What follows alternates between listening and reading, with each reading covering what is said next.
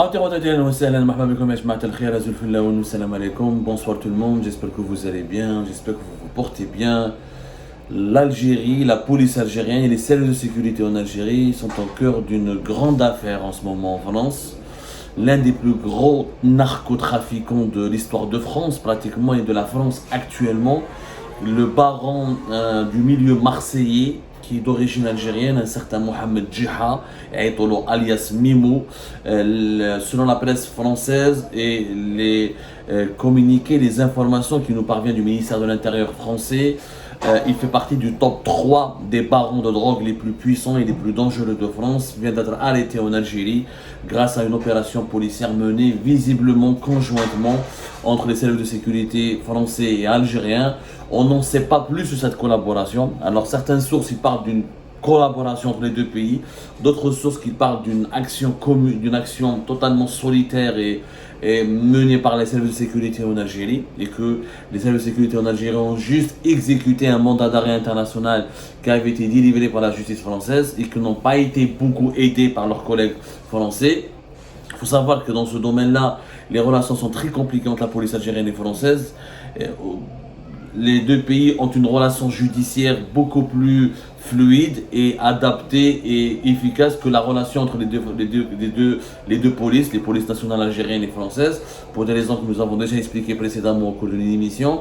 Le circuit qui met en place à travers un bureau représentant, à travers un bureau de sécurité au niveau de l'ambassade de France à Alger et le bureau de sécurité au niveau de l'ambassade d'Algérie ici à Paris, malheureusement souvent les services de sécurité en France sont sollicités par les services de sécurité en Algérie dans des affaires qui sont politisées, politiques, qui imposent des opposants, des hiérarchistes ou des journalistes, et on leur fait de la pression pour essayer de les interpeller, pour communiquer des informations sur eux, alors que la police française n'est pas politisée, n'est pas là pour traquer les opposants politiques ou les journalistes, elle est là pour traquer les criminels. Donc comme il y a beaucoup d'incompréhension, c'est souvent la coopération judiciaire dans les affaires criminelles qui marche beaucoup plus que la coopération policière ou sécuritaire dans les affaires criminelles. Mais ceci dit, c'est une grande victoire pour l'Algérie. C'est un baron de drogue qui s'appelle Mimou Mohamed Djiha, qui était le baron du quartier marseillais de la Castellane, qui dirigeait le plus important réseau de vente et de circulation et d'acheminement de drogue à Marseille, grande ville, deuxième grande ville française, grande ville qui habite une énorme communauté algérienne. Il avait que 41 ans. Il dirigeait des points de vente dans ce quartier populaire à Marseille qui est la Castellane, la cité de la Castellane dans les quartiers nord. Il pouvait gagner par jour entre 80 000 jusqu'à 90 000 euros, voire 100 000 euros par jour. Il pouvait gagner jusqu'à 100 000 euros par jour. C'est quelqu'un qui est devenu une légende, qui était recherché depuis 2017 par la justice française et les services de sécurité en France.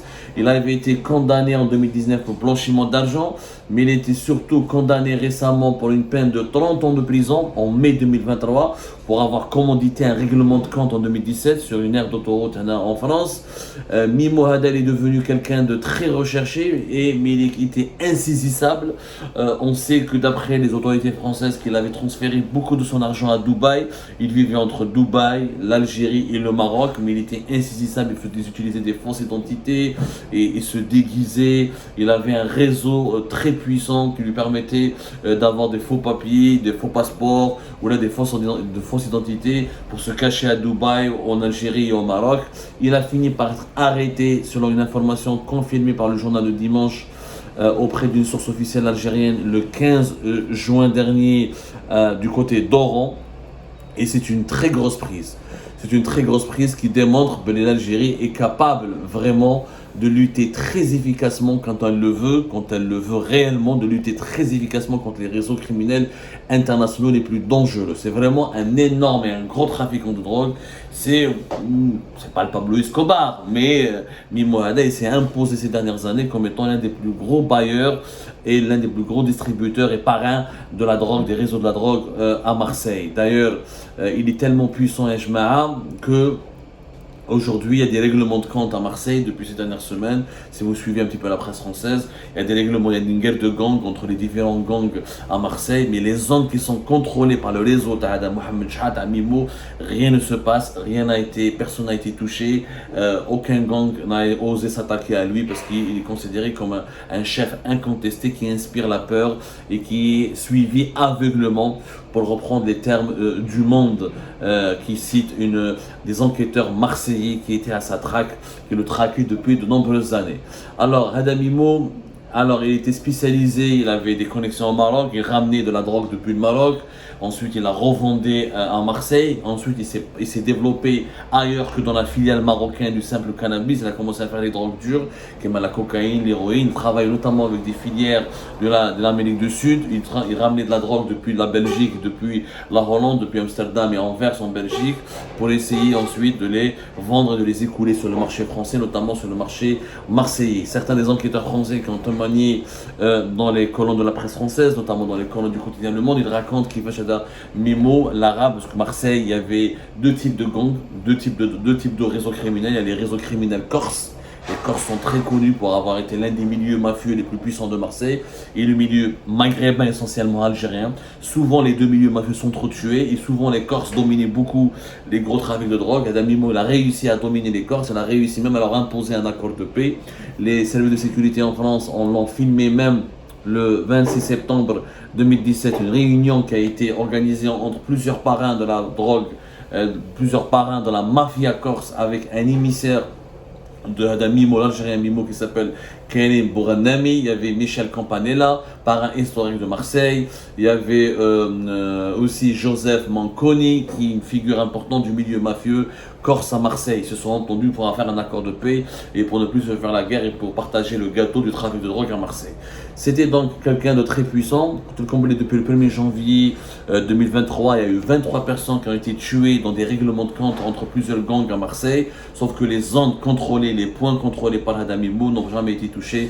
Et ses lieutenants et ses ses collaborateurs, les gens qui bossent, les membres de son réseau criminel, n'ont jamais été inquiétés. Cette nouvelle de son arrestation a été applaudie, beaucoup saluée ici en France. Le ministre de l'Intérieur Gérard Darmanin l'a confirmé, il l'a salué, il s'en est réjoui. Les enquêteurs français au niveau notamment du pôle, au niveau des services de sécurité spécialisés à Marseille dans la lutte contre les stupéfiants, ils ont dit on préfère le savoir incarcéré en Algérie que le savoir libre en Algérie. Ils ont vraiment applaudi son incarcération, il était vraiment très recherché.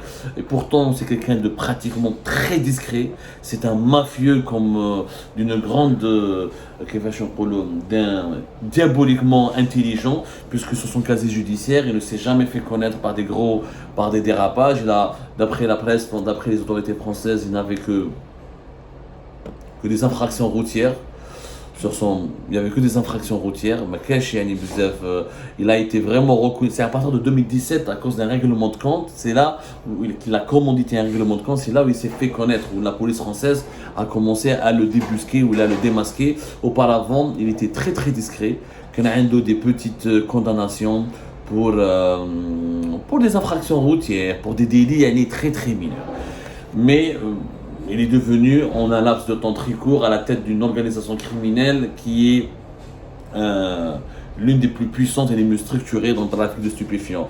D'ailleurs, tellement il était riche, il avait de l'argent, on raconte qu'il offrait des cadeaux de 100 000 euros à ses lieutenants, qu'il distribuait l'argent, qu'il gérait tout depuis avec un téléphone, et il était vraiment insaisissable. L'Algérie ne peut pas l'extrader parce qu'il a la nationalité algérienne. Vous savez, dans la loi algérienne, comme dans la loi française, les personnes naturalisées qui ont la nationalité algérienne, ou les personnes ici en France qui ont la nationalité française, la France ne peut pas les expulser, les extrader, et l'Algérie ne peut pas les extrader, donc il devra être jugé. Il a été incarcéré en Algérie, et s'il doit faire une peine de prison, il le fera en Algérie. Il a été arrêté dans la région d'Oran. On ne connaît pas exactement les circonstances de son arrestation.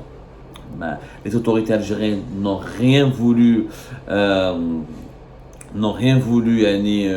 communiquer là-dessus, ils ne se sont pas exprimés là-dessus. D'ailleurs, c'est bizarre.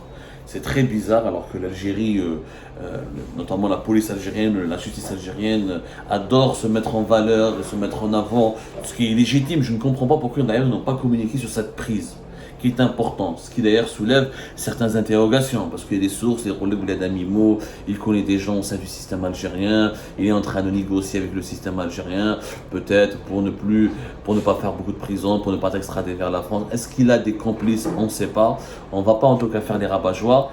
Il aurait été nécessaire peut-être de la part de la DGSN, de la justice algérienne, de communiquer sur cette prise et d'expliquer les circonstances de son arrestation. C'est à l'honneur de l'Algérie d'avoir permis la neutralisation d'un grand criminel qui inondait Marseille de drogue et qui alimentait la guerre des gangs et qui est à l'origine d'un grand réseau de blanchiment d'argent. Ça change l'image de notre pays, ça prouve que notre pays il a un véritable savoir-faire sécuritaire.